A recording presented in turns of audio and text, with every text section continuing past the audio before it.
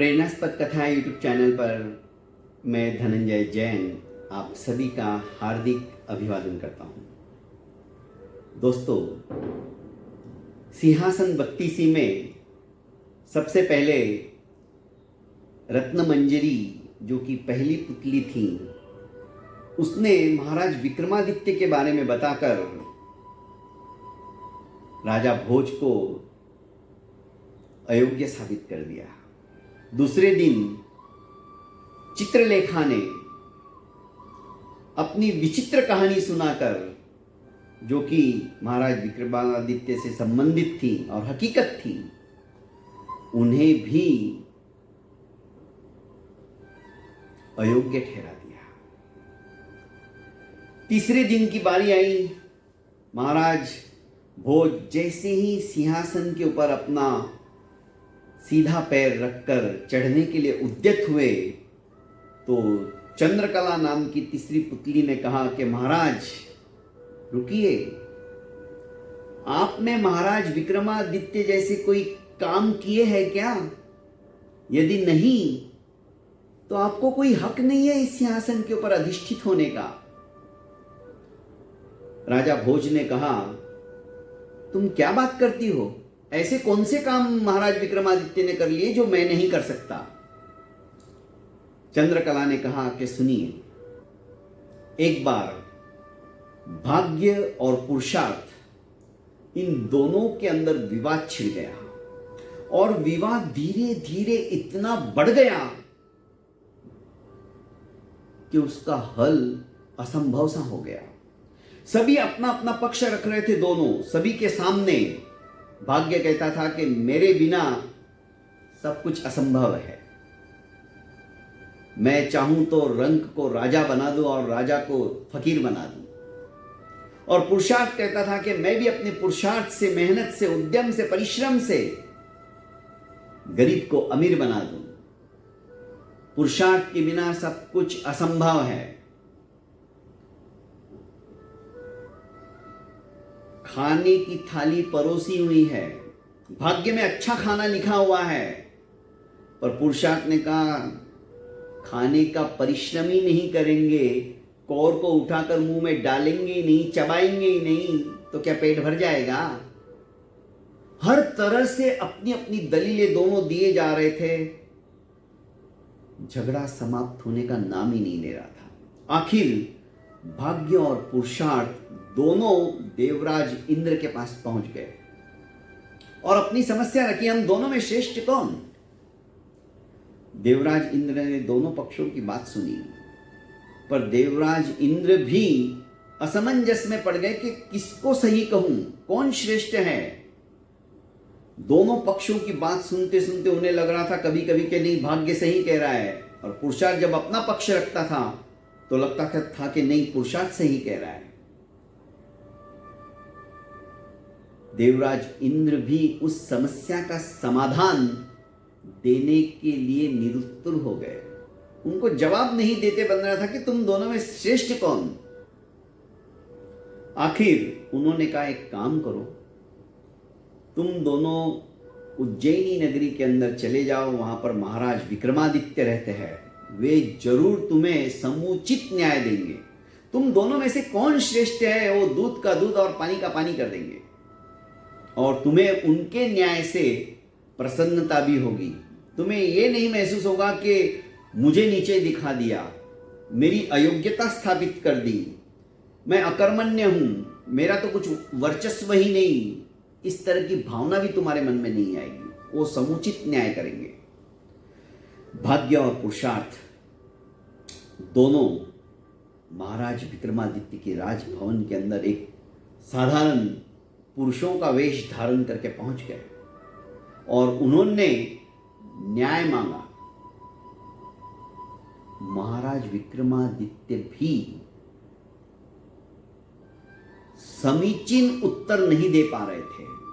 वे सोचने लग गए कि इन दोनों में सचमुच में श्रेष्ठ कौन? आज तक मैंने भी नहीं सोचा। अपने विद्वत पंडितों को, जो कि अत्यंत विचक्षण बुद्धिमत्ता के धनी थे, मंत्री, महामंत्री, इन सबको पूछा, पर उन्हें युक्ति युक्त उत्तर किसी का नहीं लगा। आखिर उन्होंने भाग्य और पुरुषार्थ से कहा कि एक काम करो, तुम बराबर 6 महीने के बाद वापस आना, तुम्हें तुम्हारा उत्तर मिल जाएगा। दोनों चले गए। इधर महाराज विक्रमादित्य वेश परिवर्तन कर नगर में घूमने लगे, पर जैसा उत्तर उन्हें चाहिए था किसी से भी वो प्राप्त नहीं हो पाया। आखिर घूमते घूमते दूसरे राज्य में भी पहुंच गए। एकाकी थे, वेश बदला हुआ था। एक व्यापारी के यहां पर पहुंचा और कहा कि भाई मुझे नौकरी दे दी जाए। तो व्यापारी ने कहा तुम काम क्या करोगे? महाराज विक्रमादित्य के मुंह से निकल गया, जो काम कोई नहीं कर सकता है वो काम मैं करूंगा। अरे वाह, ये तो बहुत अच्छी बात है। और उसके 2-3 दिन बाद ही व्यापारी अपने व्यापार के सिलसिले में जहाजों के अंदर अपना समस्त माल लाद कर दूसरे देश के लिए रवाना हो गया। साथ में विक्रमादित्य भी थे। पर जैसे ही वे समुद्र के वक्षस्थल के ऊपर पहुंचकर द्रुत गति से चलने लगे, एक भयंकर तूफान आया और जहाज डगमगाने लगी। जैसे तैसे नजदीक के ही टापू के ऊपर जहाज के कप्तान ने जहाज को अपने गंतव्य स्थल की ओर ले जाकर रोका। फटाफट लंगर डाल दिए गए और समस्त यात्री वहां पर पहुंच गए। जैसे ही तूफान धीरे धीरे धीरे समाप्त हुआ, खत्म हुआ, लंगर निकालने की कोशिश की जाने लगी, पर लंगर निकल ही नहीं रहा था किसी से। विलंब होने लगा। अचानक जहाज के मालिक उस व्यापारी को याद आई कि विक्रमादित्य ने कहा था, जो व्यक्ति अभी अभी नया नया नौकरी पे लगा है, कि जो काम कोई नहीं कर सकता है वो काम मैं करूंगा। उन्होंने उसे बुलाया कि भाई तुम्हारी बारी आ चुकी है, ये काम कोई नहीं कर पा रहा है, ये तुम्हें ही करना होगा। उसने कहा जो हुक्म। और देखते ही देखते उन्होंने एक झटके के अंदर लंगर निकाल दिया। पर इस बीच जहाज इतनी द्रुत गति से पानी के अंदर चलने लगी कि विक्रमादित्य वहीं पर रुक गए। वो जहाज में बैठ ही नहीं पाए। अब उस टापू के ऊपर घूमते घूमते, छोटा सा नगर जैसा ही था, छोटा सा राज्य ही होगा, वहां पर पहुंचे। वहां पे राजकुमारी थी। राजा का देहावसान हो गया था और उस राजकुमारी को किसी ने, भविष्यवक्ता ने कहा था कि तुम्हारा विवाह महाराज विक्रमादित्य से होगा। तो उस टापू के सैनिक जब महाराज विक्रमादित्य को पकड़ कर लाए और राजकुमारी के सामने उन्हें पेश किया गया, तो उन्होंने पूछा तुम कौन हो, कहां से आए हो? पहले तो अपना परिचय छुपाया, पर उन्होंने सोचा कि अब छुपाने से कोई फायदा नहीं। उन्होंने अपना परिचय स्पष्ट रूप से दे दिया कि मैं उज्जैनी का नरेश विक्रमादित्य हूं। राजकुमारी ने कहा कि उनके बारे में तो हमने बहुत सुना है, कई तरह के द्वंद्व युद्ध वगैरह हुए वहां पर उनके साथ में, उन्होंने समस्त युद्धों के अंदर विजय प्राप्त कर ली। विचक्षणता के बारे में भी जब मालूम पड़ा, तर्क वितर्क के बारे में, न्याय नीति क्या होती है उसके बारे में उनसे पूछा गया, तो उन्होंने समीचीन उत्तर दिए। राजकुमारी सिंहासन से नीचे उतरी और उन्होंने कहा कि मुझे भी एक भविष्यवक्ता ने यही कहा था कि तुम्हारे टापू के अंदर, तुम्हारे इस नगरी के अंदर जहाज से भटककर विक्रमादित्य आएंगे और वो ही तुम्हारा वरण करेंगे। धूमधाम से उनका विवाह हुआ। विवाह होने के पश्चात महाराज विक्रमादित्य फिर से अपने उज्जैनी की ओर निकलने के लिए उद्यत हुए। जहाज के अंदर जो कुछ दहेज में मिला था वो लिया, वहाँ का कार्यभार किसी और को संभाला और निकल पड़े। समुद्र किनारे आने के पश्चात लाओ लजमे के साथ में, सैनिक बल के साथ में वो चल रहे थे। एक जगह उन्होंने जहां पड़ाव डाला, बहुत बड़ा उद्यान था, उस उद्यान में एक सन्यासी साधनारत थे। महाराज विक्रमादित्य उन सन्यासी जी की सेवा में पूरी रात जागते रहे, पर सन्यासी जी ने आंख नहीं खोली। ब्रह्म मुहूर्त के अंदर जब सन्यासी जी की आंखें खुली तो महाराज विक्रमादित्य को पद्मासन में बैठे अपने सामने हाथ जोड़े देखा तो वे गदगद हो गए। सन्यासी अनेक विद्याओं के भंडार थे। उनके ललाट के ऊपर देदीप्यमान ऐसा तेज चमक रहा था। महाराज विक्रमादित्य की भक्ति से प्रसन्न हुए। उन्होंने कहा कि मांगो, तुम्हें क्या चाहिए। महाराज विक्रमादित्य ने कहा, मुझे कुछ नहीं चाहिए, बस आप आशीर्वाद दीजिए। आशीर्वाद स्वरूप उन सन्यासी जी ने एक माला और एक छड़ी विक्रमादित्य को दे दी और बताया इस माला का महत्व क्या है, ये भी सुन लीजिए। ये माला जो भी अपने गले के अंदर धारण करेगा वो अदृश्य हो जाएगा और अदृश्य होकर सबको देख सकता है, उसे कोई नहीं देखेगा। अभूतपूर्व साधना से सिद्ध की हुई माला थी। और ये छड़ी आपको जो भी याचना करोगे, जो भी मांगोगे, वो आपको हर दिन ये एक चीज देगी। इसके अलावा जिस कार्य की सिद्धि के लिए आप निकल रहे हो, ये छड़ी आपका वो कार्य पूर्ण कर देगी। महाराज विक्रमादित्य गदगद हो गए। वाह, ये तो बहुत अच्छी बात है। उन्होंने दोनों भेंट वस्तु स्वीकार की और निकल पड़े। जैसे ही उज्जैनी नगरी के बाहर उद्यान में उन्होंने प्रवेश किया, उस उद्यान में एक ब्राह्मण और एक भाट, ये दोनों उस उद्यान की करीब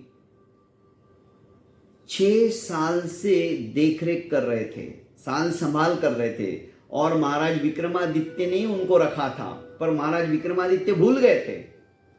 जैसे उस उद्यान में रुकने का मौका मिला और इधर भी निस्वार्थ भावना से उद्यान की, इतने बड़े उद्यान की रखवाली कर रहे थे, साल संभाल कर रहे थे। दोनों भागे आए और उन्होंने कहा, महाराज पहचाना क्या? उस समय याद आया, अरे मैंने तो इनको कुछ मान धन भी नहीं दिया। और उनको अपेक्षा थी कि आज महाराज आए तो हमें जरूर कुछ ना कुछ देंगे। उन्होंने कहा विक्रमादित्य जी ने कि बोलो तुम्हें क्या चाहिए। उन्होंने कहा आपका आशीर्वाद मिल गया और हमें क्या चाहिए। पर उनके मुखाकृति के ऊपर यह स्पष्ट झलक रहा था कि उनको कुछ ना कुछ अपेक्षा है कि मैं कुछ तो दूंगा। महाराज ने एक को वही माला जो कि सन्यासी से उन्हें प्राप्त हुई थी और वही छड़ी दोनों को एक एक दे दी। कितना बड़ा त्याग। और हंसते हंसते आए, अपने राज सिंहासन के ऊपर बैठे और अपने काम में लग गए। 6 महीने की अवधि पूरी होने में अभी 10-12 दिन बाकी थे। जैसे ही 6 महीने पूरे हुए, भाग्य और पुरुषार्थ भी आ गए अपने लिए न्याय सुनने को कि क्या होगा, हम दोनों में श्रेष्ठ कौन है, क्या जवाब देंगे आप, आपने क्या सोचा। सभा खचाखच भरी हुई थी। महाराज विक्रमादित्य ने कहा कि भाग्य और पुरुषार्थ दोनों एक दूसरे के पूरक है, दोनों एक दूसरे के बिना अधूरे हैं। तुम दोनों का महत्व उसी तरह से है जैसे सिक्के का, सिक्के के 2 पहलू हैं, हेड एंड टेल, दोनों एक दूसरे के पूरक है। ठीक इसी तरह भाग्य के बिना पुरुषार्थ अधूरा है और पुरुषार्थ के बिना भाग्य अधूरा है। उन्होंने अपनी सन्यासी द्वारा मेरे भाग्य में छड़ी और माला लिखी हुई थी, बिना मेहनत के मुझे मिल गई। मैंने उसके लिए क्या मेहनत की, क्या पुरुषार्थ किया, क्या उद्यम किया, कुछ भी नहीं।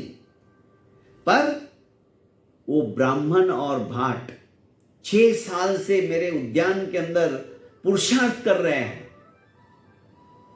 मेहनत कर रहे हैं, जी जान से उन्होंने सेवा की है उस उद्यान को सरसब्ज बनाने की, पर उनका भाग्य रूठा हुआ था। मुझे 6 साल तक उनकी याद ही नहीं आई, पर जैसे ही नगर के अंदर प्रवेश किया और उनको देखा तो मुझे सब कुछ याद आ गया।